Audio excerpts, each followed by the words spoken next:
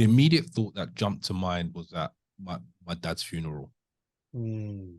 That is when I think I started to question everything because my dad was only 16 years older than me, so he was still young. Wow. And So he had you when you were 16. yeah, he was 16, Wow. 16, 17. And I remember him at his funeral. I remember sort of, it was like a surreal, we lost him quite suddenly. So it was like a surreal, I was still in like this weird bubble. Mm. And I think I remember looking around and thinking, this could be me Mm. in 16, 17 years, which is not a long time. Mm. So if this was me, who would be here now and what would they be saying about me? Mm. And then I had a panic attack. Like an actual panic attack, or Not a panic attack, that's probably the wrong word, but then I started to change my life mm. Yeah. because I realized that it wasn't going to be the way I would want it to be because I hadn't done enough. Mm.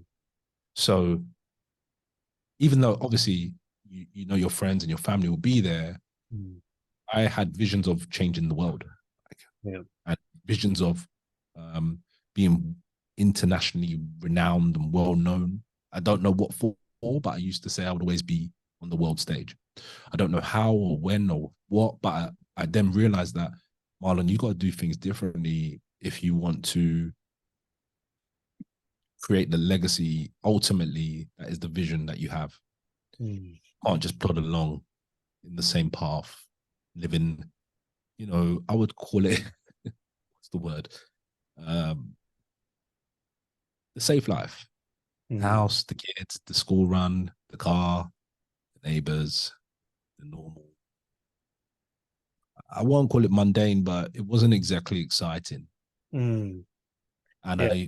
from that day, that's when this kind of mission to explore the world and leave my country of residence and all of these things kicked into place from that day. That was the start of the changes that came. Yeah. Yeah. No, for sure. Because again, like I remember just like being surprised and impressed at the same time when you took that first trip to Lisbon to look Oh, at right. properties Oh, there. you spilling my stories, yeah. Yeah, yeah, Okay. yeah. And then Yeah. you made that big move.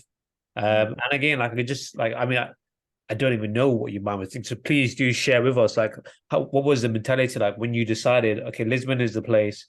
We're gonna make Mm. this sudden move, and you got your wife on board. Like, Yeah, take that. well, that's what it is, bro. I think I always had a dream of like living somewhere else. Mm. Um, really, it was America. And as an Englishman, your accent only carries weight the moment you leave the UK. The Mm. moment you leave the UK, you are, I would say, a bit special Mm. with the way we talk.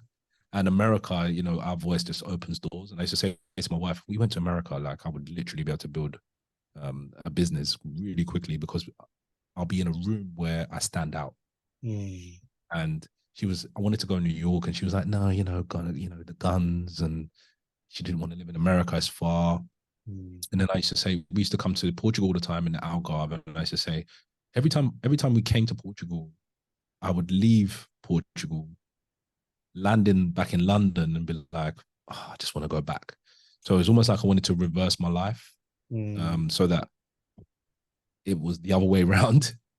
And my wife, we actually got sick. It was after COVID, and we were like bedbound for like 3 weeks. We literally couldn't move. It was some sort of weird bug.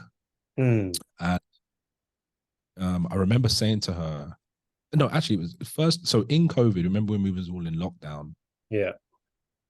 It was the summer COVID, and I remember saying to the missus that we haven't seen our friends and family for a year. We could be anywhere, so why are we here? And That's that was the first great point. seed that I planted. Mm. And then the winter lockdown, we got really sick, and I said to her, if we was in Portugal now, we'd be on the beach. We wouldn't be, stuck in these four walls. And Mm. she said, all right, just let's book it. And then we booked it, one-way tickets, and then we were gone within 3 months. It was Wow. kind of rapid. Like you have to sometimes in life you gotta like take the bull by the horns and commit to something. Mm, And I believe there's you got to jump sometimes to find success, like in life, right? You have to let go of the old ways and you have to jump ship and do something different for mm, the result to be different. And so then we moved, and yeah, it's been stressful. It was a year, and to be honest, mate, I'm still haven't fully settled. If I'm mm, honest, we've been here like 17 months now, and best thing we ever did. If I'm honest, it's like a life experience, right? mm. I don't know where I'll end up long term, but right now we're happy here, and um, I know for a fact now my legacy is different because I've changed the trajectory of it. Um, and I feel like my kids have been enriched through the experience. No school can teach you how to adapt to another country, another experience, another language. Mm. They picked up another language, which I hope will be with them for Yeah, life. For me, it's like I see how they just like they're learn sponges. every day, learning. Yeah, there's so much like They're to. struggling. They're I struggling. But mean, then they what I are will say, school. They yeah, are school.